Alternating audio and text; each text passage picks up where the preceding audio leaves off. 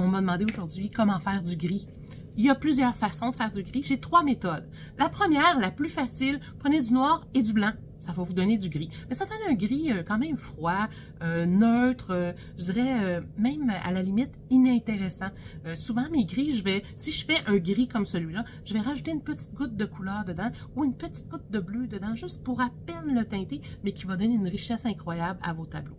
L'autre façon que j'aime bien et que je trouve qui me donne un bel équilibre pour réussir à avoir un gris chaud et un gris froid, c'est de mélanger à moitié-moitié le bleu outre-mer et le terre de sienne brûlée. Si vous les mélangez à portions égales, ça va vous donner un très beau noir.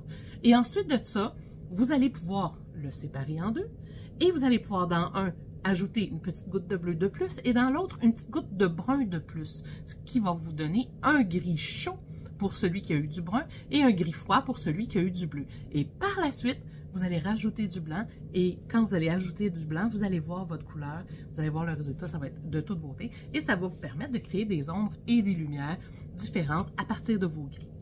Et la dernière façon de faire du gris, du noir, c'est-à-dire, c'est à partir des 3 couleurs primaires. Alors pour ça, il y a des raccourcis avec le cercle chromatique. Vous pouvez vous faire un bleu avec du orangé, ajouter ça ensemble. Si vous prenez un rouge orangé un peu, vous allez obtenir un noir directement. Mais en gros, c'est de prendre beaucoup de bleu, moyennement du rouge et un peu de jaune et vous allez obtenir un noir. C'est la recette exacte pour fabriquer votre propre noir. Par contre, c'est beaucoup plus difficile à obtenir, surtout si vous êtes débutant. Je vous suggère fortement d'essayer les 2 méthodes que j'ai faites juste avant. Mais vous allez voir qu'en mélangeant tous ces couleurs-là, vous allez pouvoir obtenir différents noirs qui sont d'une richesse incroyable. Alors, j'espère que ça vous a aidé, mes petits trucs à propos du noir. Et si vous voulez d'autres trucs, n'oubliez pas de vous abonner à ma chaîne. Bye bye, à la prochaine.